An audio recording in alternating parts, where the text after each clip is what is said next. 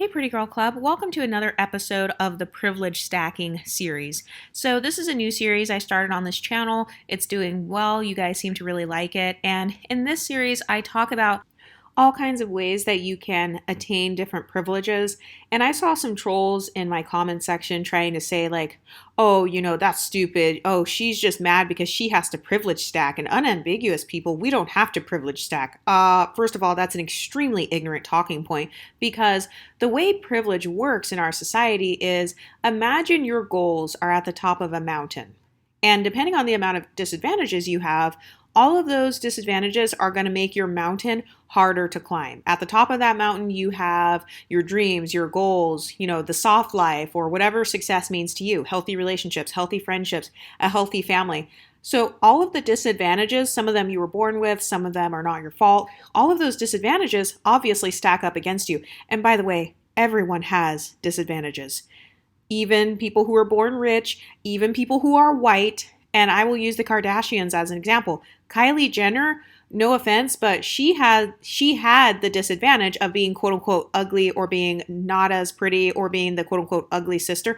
That was one of her disadvantages. Kylie Jenner had to spend hundreds of thousands of dollars on fixing her face. There are women walking down the street who are much poorer than Kylie Jenner who didn't have to spend hundreds of thousands of dollars on new lips and a new butt and new boobs and all that. So everyone has different disadvantages. It just depends on what your definition of a disadvantage is, and it depends on what your goals are. So for example, if you want to be a model, but you feel like you are ugly or you feel like, you're very obese or something like that, then yes, that is going to be a disadvantage for you.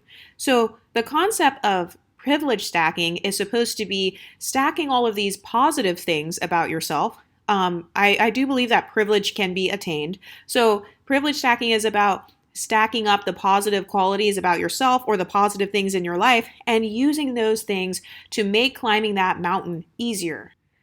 For example, let's say your life goal is you've always wanted to be a doctor. Well, if you never even finish high school and you never apply for college and medical school, it's going to be pretty much impossible for you to become a doctor. But if you do finish med school and all that, then your chances of becoming a doctor are much higher. So that's what the concept of privilege stacking is. And on this series, I cater the privilege stacking strategies to MLS people. When I use the term MLS, I mean mixed race of any complexion or light-skinned, monoracial. And I put us all together in a community because I feel like all of us get thrown in and out of blackness. And I also feel like there's not really a channel on YouTube, or at least when I started, there wasn't really a channel on YouTube that I felt specifically addressed mixed people who are not 50% black, 50% white.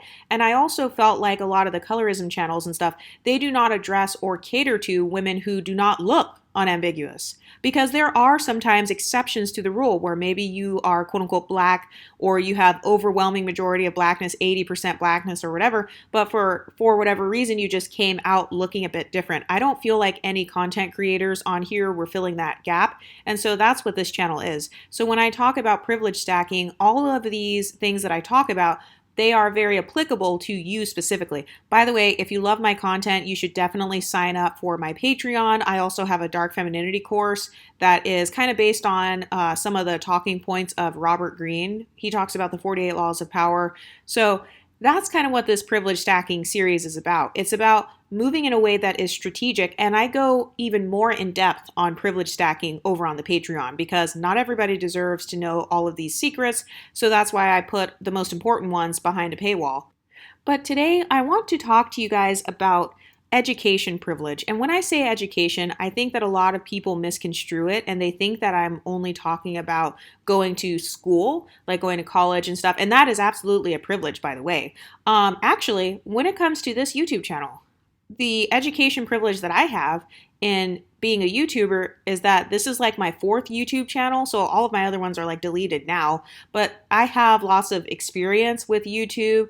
I also have a bachelor's degree in communications with a double minor in sociology and psychology. So as a part of my actual degree, I learned about filming, editing, audio engineering, how to market yourself, how to brand yourself, how to attract followers, how to attract people to your content, how to have social proof and make yourself a thought leader in a specific niche.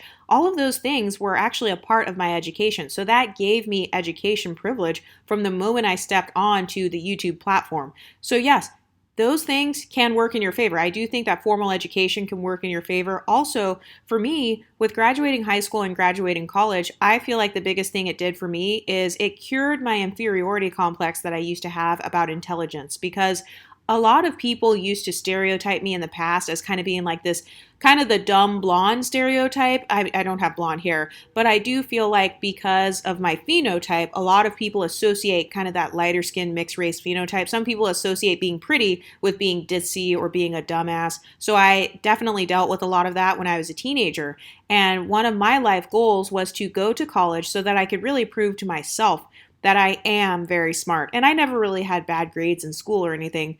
But I mean, my classmates were literally applying to Harvard and applying to Ivy League colleges and stuff. And I knew that I wasn't as smart as them when it came to books and taking tests and stuff. And so, yes, I used to have an inferiority complex. But because I was able to privilege stack in the area of education, that helped me to get rid of that inferiority complex. So privilege stacking, it's not just about achieving your life goals. Yes, it'll help you get closer to them, but there are so many other positive side effects of privilege stacking. I didn't even know that being a full-time content creator was a job. Actually, it wasn't a job when I was in high school. That was not a thing. There was no such thing as Instagram when I was in high school. There was no such thing as like Snapchat and all this and TikTok and all that. Being an influencer was not a thing. So, but thankfully, when it did become a thing, by the time I graduated college was when being an influencer was more, it started to become a thing or whatever. Well, actually, it was really my early 20s when being an influencer started to become a thing. But I do believe that my educational background gave me an advantage. So when it comes to privilege stacking, all you have to do is ask yourself, okay, what am I jealous of? And be honest with yourself. There's no right or wrong answer. For me personally, in my past, like when I was a teenager, yes, I would be jealous. Like, for example, let's say somebody gets an opportunity to go to college and stuff, and then, I became a high school dropout and I kind of didn't have a future. Yes, I know that I would have been jealous of people who I felt had better futures than me. But instead of sitting around and being bitter and complaining that, like, oh, all these other people, all these rich girls and stuff, they get to go off to college. No, instead of complaining, I chose to do the best that I could in high school. I chose to apply to my dream college.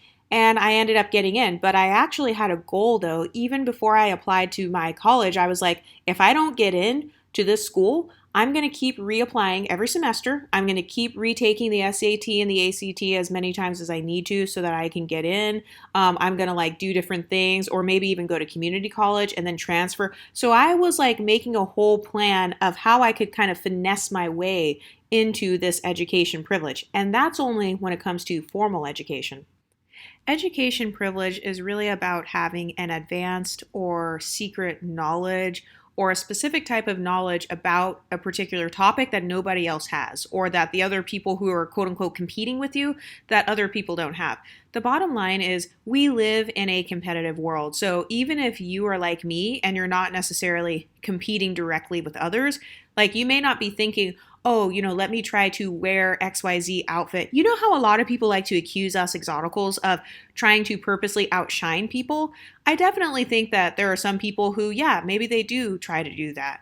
But there are some of us who we are not purposely trying to directly compete with others, but the bottom line is other people are trying to directly compete with you. And so if you have education privilege or knowledge privilege, you have more knowledge about a particular thing, that gives you an advantage.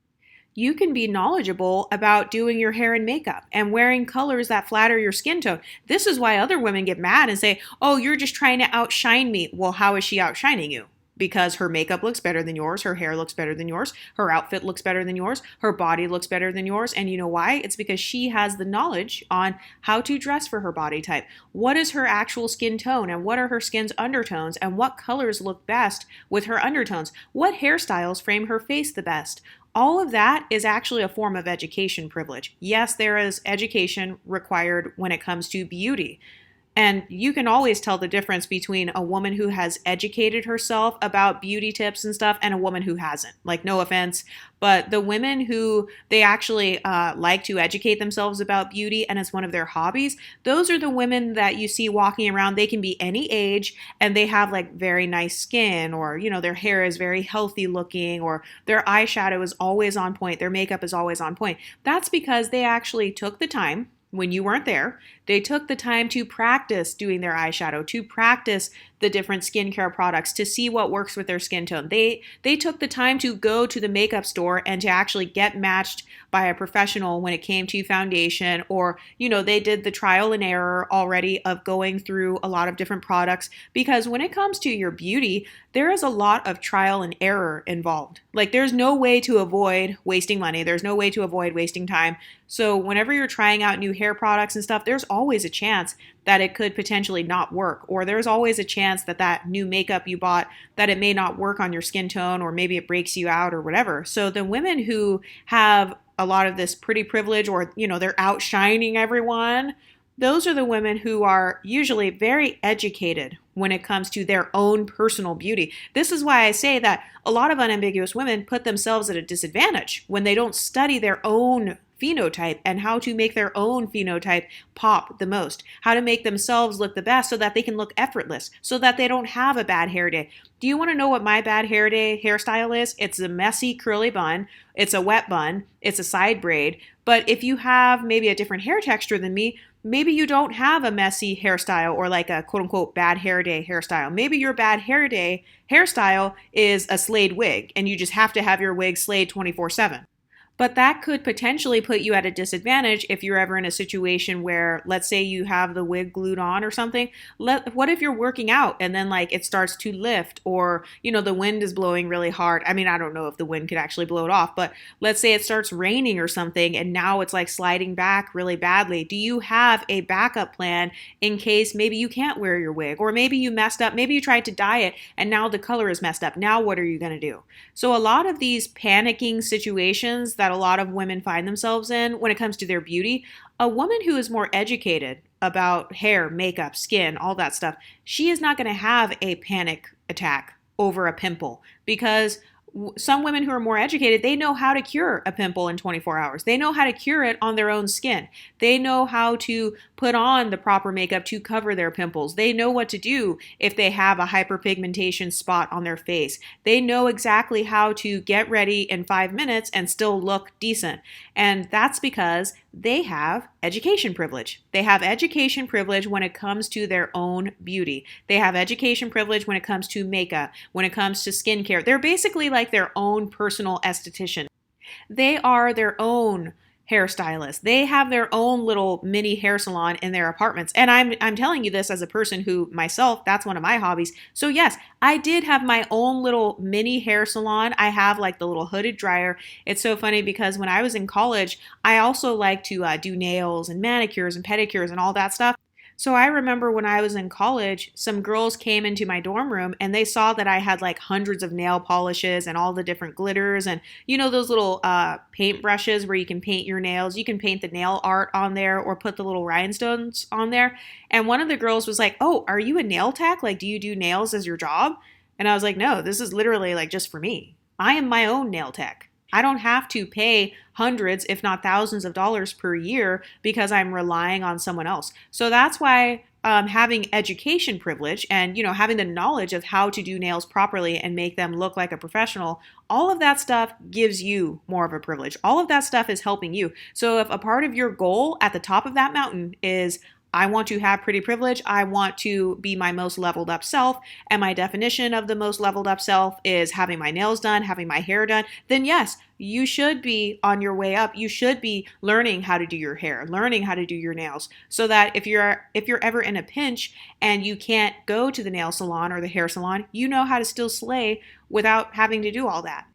And again, with the whole you're trying to outshine me talking point, a lot of that is because some women, if they're not knowledgeable on how to make their own phenotype look really good, then they have to spend more money to go and get their hair done at the salon professionally. They have to spend money to go to the dermatologist and get everything fixed. They have to spend more money, and more time and effort just to achieve the same result. But the woman who has spent the time and the effort in learning those things herself in her spare time, yeah, she doesn't have to spend all that money on purchasing a $500 wig or whatever. So now her $500 can go towards something else. She could spend that $500 on a personal trainer. So now she has stacked that beauty privilege. You know, she has nice hair, she's got nice makeup, nice nails, and now she has a personal trainer. So now she's also going to have her body on point too. That is an example of privilege stacking, and that is how education privilege can help get you there.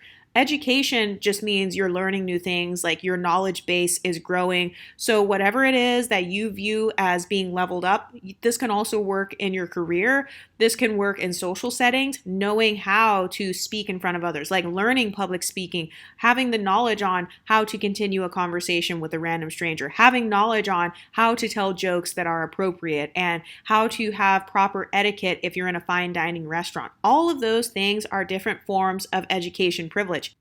I have actually had people who will be around me and they will be like, oh no, I'm not like you, Exoticals United. I don't know how to speak. And I'm thinking, you do know how to speak. Like, what are you talking about? You speak English, like you're fine.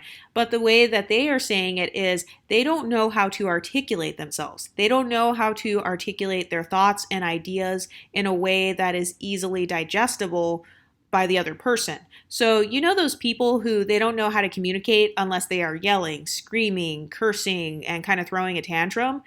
I've had people around me who have literally admitted to my face that they don't know how to problem solve. They don't know any conflict resolution skills. And so those are the same people who they go into the workplace, you know, they have all this drama 24/7, and it's not the same type of drama that maybe some of us have. Like I will deal with maybe some jealous people or some haters or whatever, but I'm not at work just straight up like arguing and about to fight someone at my job. Like, no, but there actually are people who lack the education when it comes to how to solve a conflict, how to speak to someone who is not from your ethnicity, how to speak to someone who's not from your culture. By the way to do that is to speak to them like a normal human being. But education privilege is very important. So while you're watching this, I want you to think, is there any education gap you feel like you have? Like, is there anything where it's like, okay, I really wish I knew a little bit more about this. I really wish I knew more about how to eat healthy. Like for me, one thing I'm working on right now is how to be able to make more healthy meals, but make it in a way to where it's like easy, where I don't have to spend hours trying to like chop up all these vegetables and do all this stuff. So that is something that others will have more of a privilege in. So you know how some people say, oh, these white girls, they're just naturally skinny. They just naturally have six packs. They're naturally thin. No, they are working for their bodies in that tone. So they're most likely dieting or exercising or, you know, only cooking healthy things. And they have the education privilege on, wait a minute, how can I get 20 grams of protein in 5 minutes? Oh, okay, I can like eat a protein bar or do a protein shake, or I can make, I don't know, some eggs or something, or have some quinoa or some spinach. So they have knowledge on what to cook, like what recipes to cook that will literally make them look good. And by the way, there's no such thing as a person who is just perfectly privileged in every single area. They have a perfect life. They don't have any problems. They have no struggles whatsoever. No. But there are people who may be further along in their quote unquote privilege journey than you are, maybe in just one area. So like I said, some of my friends, they're really good at making healthy meals for themselves. They are way better than me at that. Like if I get too hungry, my first option is, okay, I want a burger. Okay, I want pizza. Okay, I need to like get some takeout. That's usually the first place my mind goes. But there are some people, actually my mom is like this, where they love cooking so much and they're so knowledgeable about cooking to where they could just walk in the kitchen and they will just look at whatever they have and they can make like a bomb ass healthy meal just based on what was in their pantry. I don't even know what to purchase to even put in my pantry to be able to do that. But that's because I do not have the education privilege yet of how to stack my pantry in a way to where like I have all these different meal ideas, or what are the staples that I need in my pantry to make sure that I'm always eating something low carb or high protein or whatever.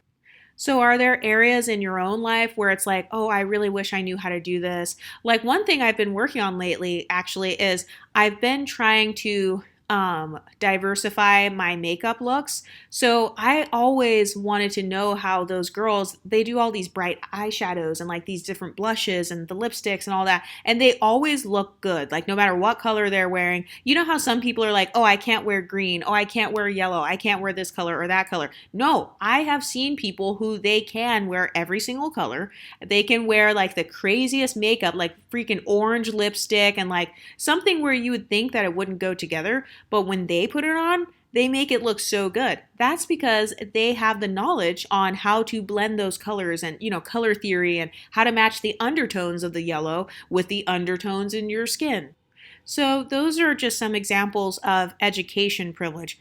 Another privilege that I kind of touched on in previous episodes that I have to bring up again, it's the fluid identity privilege. So, having a fluid identity, this can work in the workplace because, you know how to be professional, you know how to have fun and make jokes in the office, but you also know how to get your work done. And then once work is done, you know how to relax and like just have fun with your friends. That is an example of a fluid identity. You know those people that are kind of stiff 24/7? Like that one guy at work, it's like, "Oh my God, Scott, like just loosen up." You know those people that they don't know how to have fun. They don't know how to like relax. They don't have that fluid identity. They don't have a fun side. They have not developed a fun side. Actually, I've met a lot of guys like that. A lot of men actually do not have a fluid identity. They don't have a fun side because they have not developed any hobbies or anything that can relate to a woman. So it's like you will date this guy and he will be so freaking boring to where all he does is like play video games or scroll his phone. And if you're into video games, that's fine. But it's like, have you ever been around those guys where they don't have anything interesting that makes you want to go and have fun with them? They have no sense of adventure, no sense of creativity. They're not festive. They just kind of bring the mood down almost. And it's almost like the party is over when they walk in the room. I kind of think of like the grumpy men or like the grumpy lady in the office where it's like, oh shit, fun's over. Here comes Karen. Those people do not have a fluid identity. So they know how to be kind of uptight. They know how to be anxious. They know how to do their work or, kind of like be this worker bee for other people. They know how to be a mule. They know how to be someone else's slave. But then when it comes time to actually celebrate and actually kind of let your hair down, they don't know what to do because they don't have that fluid identity. They don't have a multifaceted personality. A fluid identity is really just having a multifaceted personality. It's about having many layers of depth to your personality, having many different sides of yourself, not in a bipolar way, but just in a normal way where it's like, yes, I know how to have fun. I know how to enjoy Asian food and Italian food and soul food. Have you ever met people? I have family members like this where they're African American and they refuse to eat any other food other than soul food or like just basic American food. So I'll be like, oh, hey, do you want to go out for sushi? Oh, no, black people don't eat sushi. Why do you want to go eat sushi? Oh, hey, do you want to go hiking? Black people don't go hiking. Okay, do you want to go swimming next weekend? Black people don't know how to go swimming. Why do you want to go swimming? So they literally do not know how to have a multifaceted identity. They trap themselves into one aspect of their personality. And so they're not able to enjoy the privilege that comes with being able to have so many different experiences. Have you ever met a person where no matter what environment they're in, no matter who they're around, black people, white people, whether they are at a fancy restaurant or they're just playing in the park, they know how to make it fun? A lot of children actually remind me of that. A lot of children, they lack inhibition. So they have not been socialized yet to kind of like be this uptight person and to care so much what others think. So a lot of kids, they know how to have fun in any situation. You could sit a child in the middle of the dirt in the woods and that child will play with sticks. You can give that kid a $5 Happy Meal and he will play with the McDonald's box. Those are the types of people that know how to have fun. They have a fluid identity. They know how to make any situation fun. They know how to kind of make the best of any situation. But I feel like a lot of adults lose that quality as they get older, and they associate their age with having to be kind of this grumpy person that only knows how to do work and that's it. And I know that I'm not going to be like that. I want to be the type of person that enjoys my life. I want to be the type of person that knows how to let my hair down. You know those people where it's like, oh, come on, let's dance. And then the person will be like, no, I don't want to dance. No, I don't dance. Or, hey, come on, let's go skating. No, I don't want to do that. Basically, anything that takes them out of their comfort zone, they don't want to do that. That is because they do not have a multifaceted personality. They don't like trying new things because they're too scared of embarrassing themselves, or, they're scared of like going skating and then falling. I remember one time, one of my friends, she's an MLS girl, and she had a boyfriend, this unambiguous guy, and we all went roller skating. By the way, I am horrible at skating. I literally have fallen down so many times, but I don't care. I just get up and just laugh at myself. But I remember we all went skating one night, and this unambiguous guy, he already didn't want to go skating because he was like, I don't skate. But then his girlfriend convinced him to come. And so we all went skating. And this guy, he fell once and he got so mad and he was like in a really bad mood. He ruined his girlfriend's night and then he left because he was so mad and upset and embarrassed over falling on skates. Not realizing that falling while you're roller skating is totally normal. People fall on the skating rink all the time. People aren't going to stop on the rink and just point at you and laugh. People are too busy enjoying their time skating. So the people who don't have a fluid identity when it comes to being able to do different hobbies and activities, those are the people who usually have a fear of like doing something for the first time and being bad at it. And I know that I've been around guys like this. I've been around monocultural guys like this. For whatever reason, all of the guys that I've been around or dated who were monocultural, they also seem to take on that same personality trait of not being multifaceted in other areas. So it wasn't just like with the African American culture or with the foods and stuff. It was also with other random things like, oh, do you want to go to the park today? No, I don't want to go to the park. Do you want to go to the opera? No. Do you want to go to the art museum? No. So it's like literally you can't take them outside of their routine. You know those old people that have Alzheimer's and like if you take them out of their routine, they get all messed up and like frustrated and really mad. I genuinely feel like there are some people who are like that. They don't have a fluid identity. They don't have a multifaceted identity. So when I talk about that concept of fluid identity on this channel, it goes much deeper than just your ethnicity. And I do think ethnicity can be a part of it, but I'm kind of talking about in all other areas. Like on one of the most recent episodes, I talked about the guy who won the lottery, John Whitaker.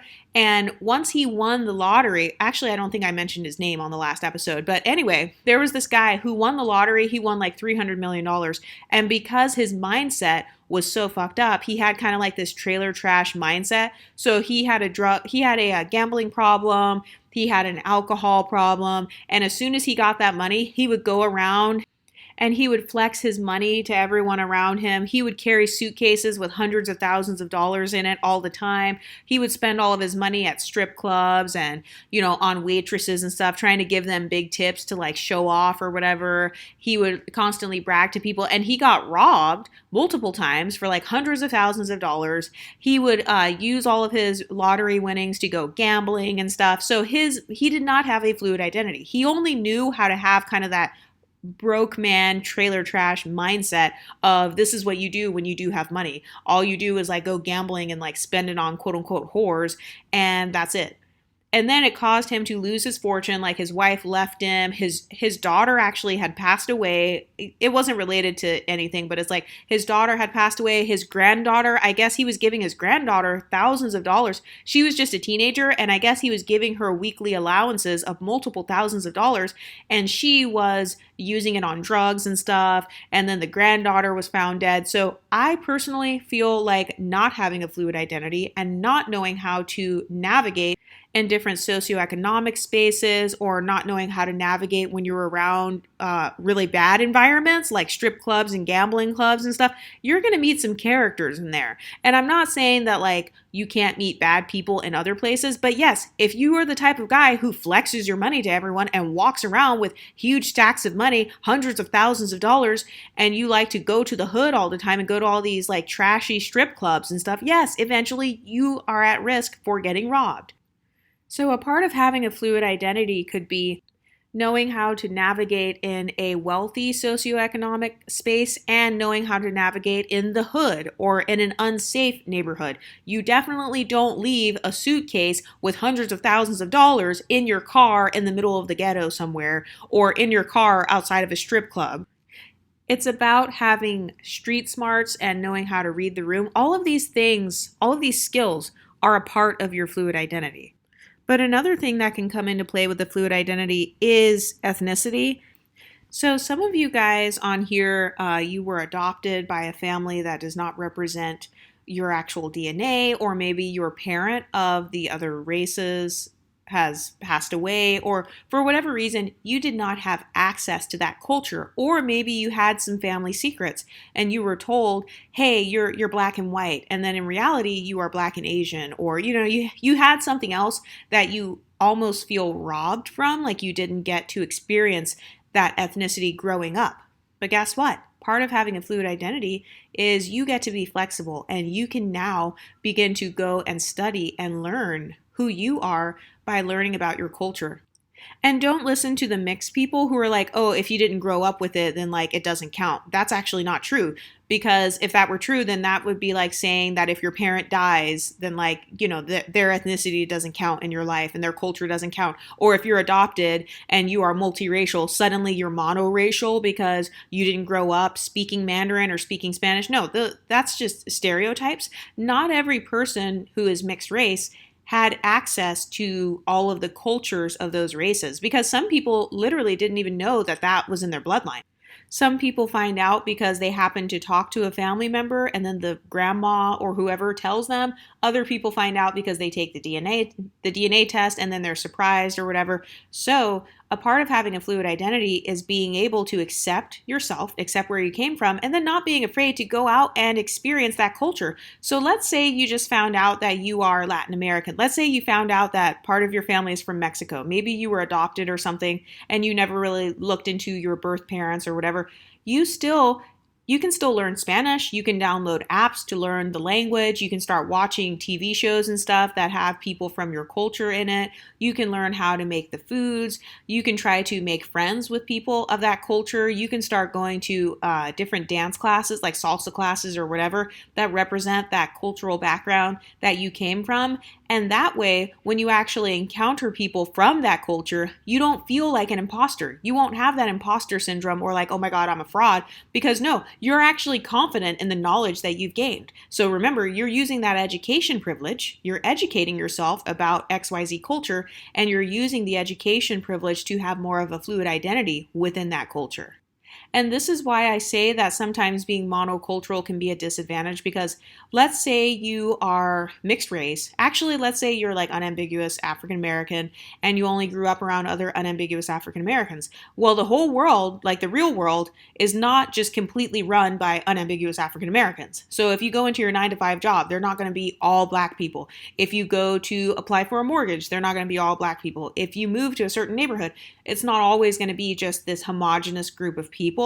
So one of the advantages of being knowledgeable about other cultures and being appreciative of other cultures, the advantage is that you're less likely to stereotype them. You will most likely have an easier time making friends of different cultures. If you're interested in dating people from other cultures, you will have an easier time because, you're not going to make those social mistakes and mishaps that an ignorant person would make.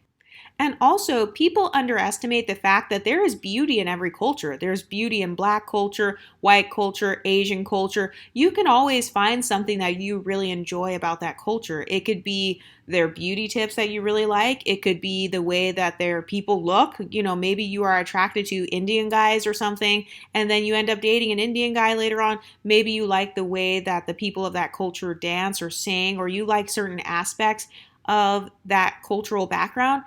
That is something that leads to you having fun and you having a more enriched life experience. A lot of people like to talk about the soft life, but they don't describe what the soft life actually is.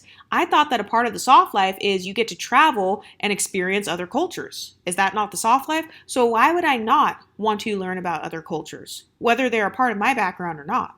Oh, and another thing that I forgot to say about education privilege when it came to beauty is so when I was in college, I used to do makeup and stuff. So I almost went to school to become like an esthetician and to like be able to be a makeup artist and do all that. But I didn't have time in between high school and college to do that because I thought it would take a shorter amount of time.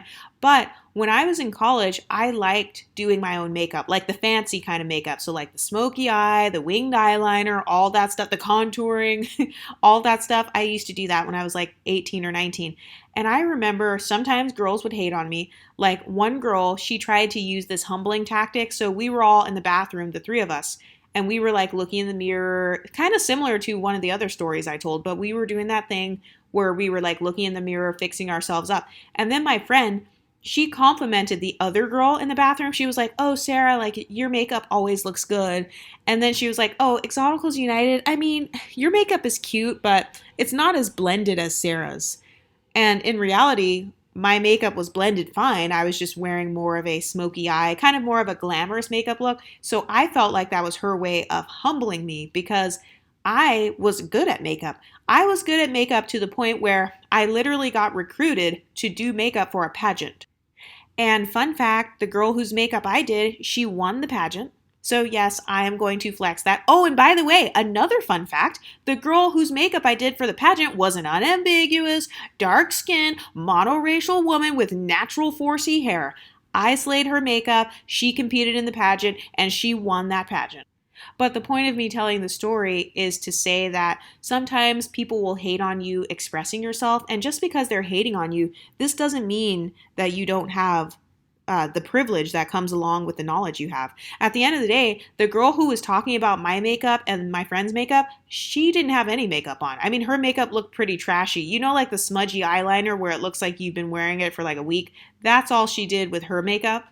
Meanwhile, with my makeup, whether it was blended or not, still granted me access to opportunities. So if I wanted to, I could have used that pageant makeup artistry. I could have used that to like, I don't know, become a makeup artist or like do other makeup opportunities and stuff.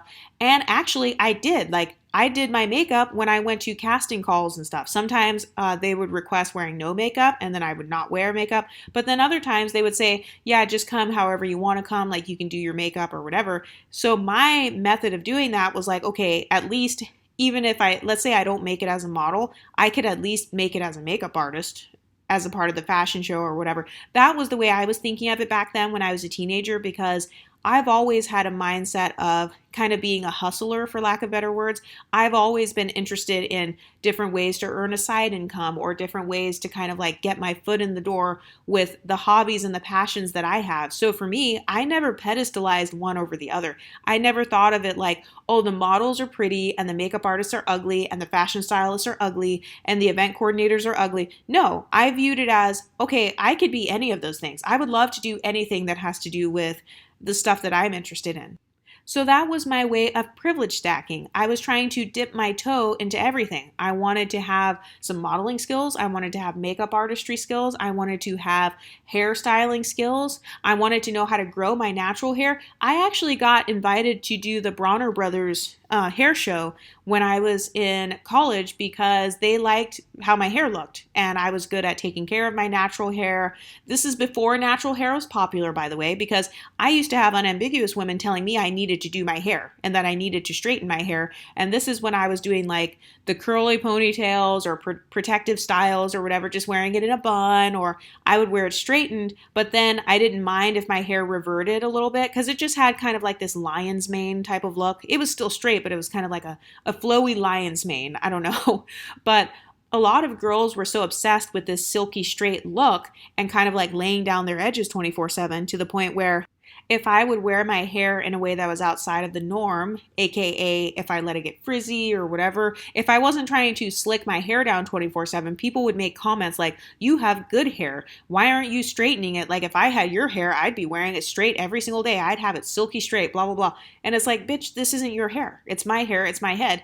But me knowing how to take care of it caused me to have access to privileges. No, it wasn't because I was light skinned. No, it wasn't because I slept with somebody or whatever. It was because I was not afraid to break out of the norm. I was not afraid to do what I had to do to protect my hair and grow it out and make sure it was healthy. And me doing that caused me to get Exotical tax. It caused me to get free hair products. Anytime a brand would come to our school, you know, all those black hair care brands and stuff, how they try to like promote stuff, they would always give me free hair products because they liked how my hair looked. Could they have been texturous? Absolutely. But guess what? All the 4C girls, most of them were not wearing their hair 4C. So how would the texturism even work? I mean, if your hair is straighter than mine, and I'm just wearing my hair in curls or whatever, then technically wouldn't the 4C girl with the relaxer and the pressed out hair, wouldn't she receive more texturism privileges because her hair is straight and my hair is poofy and frizzy? Anyway, those are some of the privilege stacking strategies that I've used, and those are some of the things I was just thinking about. Let me know what you guys think in the comments section, and I'll talk to you next time. Stay pretty, ladies.